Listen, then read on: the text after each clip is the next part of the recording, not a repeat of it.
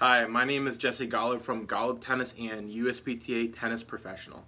So today we're talking about how can you tell if your child has actually improved with the tennis lessons and how can you measure that improvement.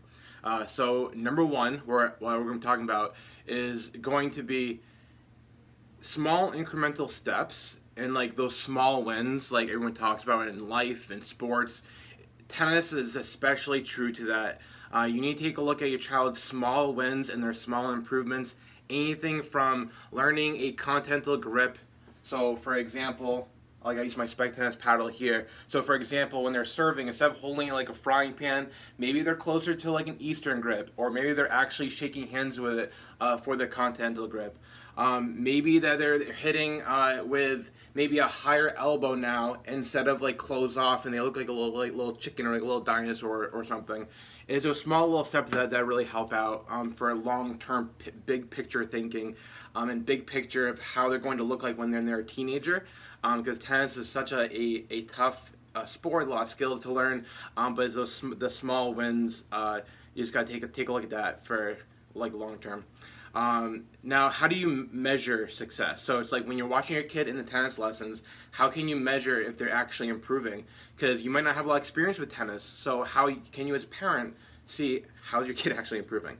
So like just the eye test, when you're looking at your kid playing live ball, meaning like when they're playing point play with another kid, not a coach, another kid during the tennis lessons, how are they look playing points compared to like a few months ago or a year ago? Are they actually implementing the things they're learning with the tennis lessons? Because during point play is pressure. It's a pressure situation. And you get to really tell whether they actually are comfortable with hitting. And because it's completely different in tennis lessons, rather than being fed the exact same ball over and over, there's no pressure. You can just swing at it, nice and comfortable. But when you're playing a pressure situation against a peer of yours, you get to actually tell what they're comfortable in hitting when they have the confidence in hitting.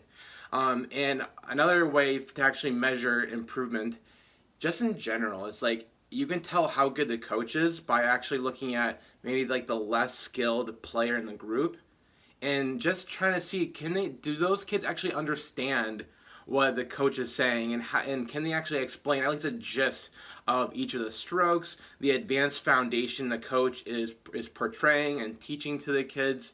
And if that student doesn't look like they can at least explain it, then can the coach actually express and explain what he's trying to?